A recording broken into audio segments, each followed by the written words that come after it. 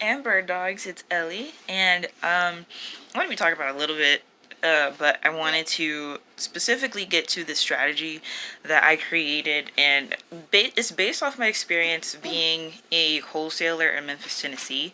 I'm not sure how it works in other cities. I try to stay local because, like, I don't want to be I mean, there's nothing wrong with knowing like the markets of other cities. Nothing wrong with that at all.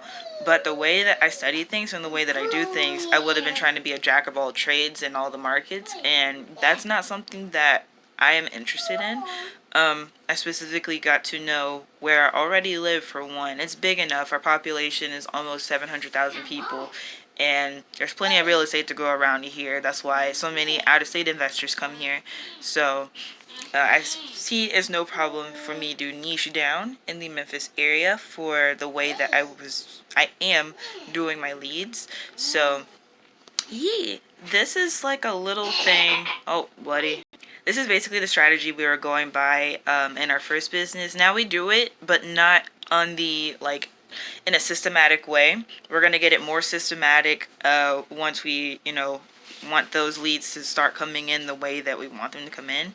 But this is basically something that you can do yourself or with a bird dog team.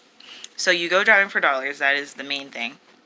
You upload your leads to Excel or, Podio, whatever software you guys want to use. I was also using my REI Pro for a while, but since we slowed down, I just went ahead and just like chilled on having all the CRMs and all that stuff. So just use Excel. No big deal. All you need to do is track the addresses anyway. You send them letters and you skip trace. The reason you do that is because it doubles your chances at that point. It doubles your chances for you to get a response from the seller. And when you go driving for dollars, like each lead is already going to be pretty motivated. So if you're going those two ways of getting in contact, then you basically have a deal for the most part. It's not like that every single time, but most of the time nobody wants a dirty house just like sitting on the street and they're getting complaints and like code enforcement's coming and all of that stuff. So they're going to be happy that you call most of the time. And then this strategy is it's in the testing, but it's based on real life actual ads and how you're supposed to run ads anyway that are on the internet unless you're doing a general ad on TV or something.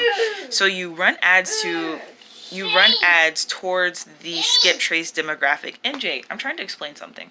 So let's just say that John owns 123 Main Street, and you see when you skip trace him, you see that John is a 43-year-old Asian male, and you're just like, okay, so how about I run an ad and I put in the search engine part, Asian males in Memphis, Tennessee, if his address is still in the Memphis area or whatever, and that, let's say 123 Main Street is downtown. I think that might be downtown anyway.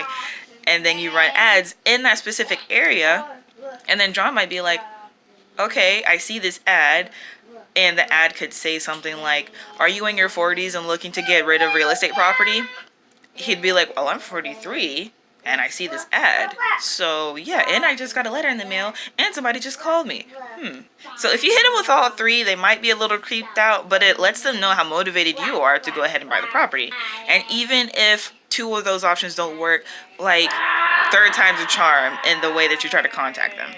And also with the ads, you are targeting that particular person, but there's plenty of other people who could be in that same category. So let's just say that are you in your 40s and looking to sell real estate property in the Memphis area? There could be somebody, there could be anybody else who sees that ad and is like, oh, that fits me. Let me go ahead and message this account. And also another thing that I'm doing is the opposite of what a lot of other people are doing, which is why I like it. So I'm going to kind of get rid of the phone number thing because there's a bunch of phone numbers out there, and I don't want to be like sharing people's secrets, but like there's some shady MJ.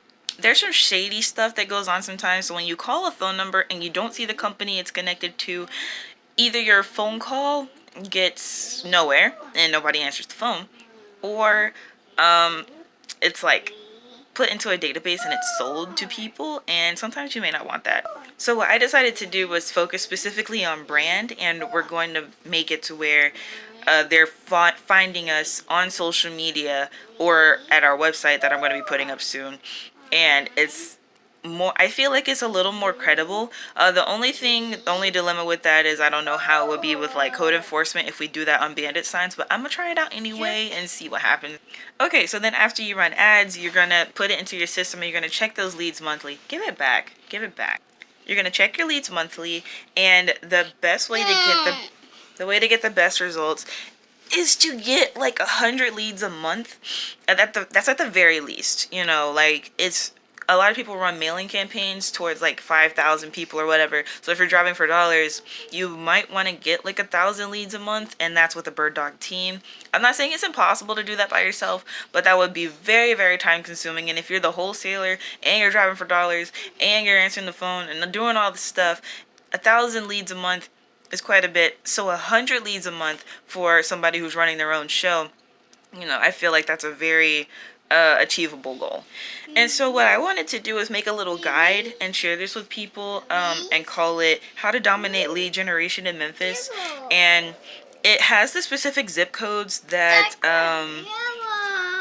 that a lot of people are investing in that also gain a good return. They're inexpensive stop it. No. They're inexpensive properties in these areas, and okay, but they also get really, really good return on their investment. And they've been very heavy and hot in the market lately. So I'm going to go ahead and list those zip codes. It's 38122, 38112, 38127. They actually, that's the Fraser area. That's been the #1 area for the past, I think, 1 or 2 years in Memphis. You can look it up. It's on the news and stuff. Stop. 38128, 38118, 38111. 38109 and 38115, and I'll probably have these in the description box so you guys can see them. You can copy them. You can run whatever campaigns and stuff you want to run. I don't mind, you know. It's like, honestly, a lot of you guys aren't going to do the work anyway, so why not give it out for free? I gave out so much free information over the past 2 years. And that was one of the things about having Bird Dog Real Estate. This is actually the meaning behind the Bird Dog Experts. I did not create the Bird Dog Experts because I was going to be like one of those people who did the thing. Hold on a second.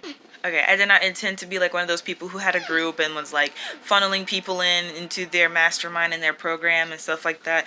Not that there's anything wrong with it. There's nothing wrong with that at all. And I always supported the people whose content I actually liked. But it got to a point where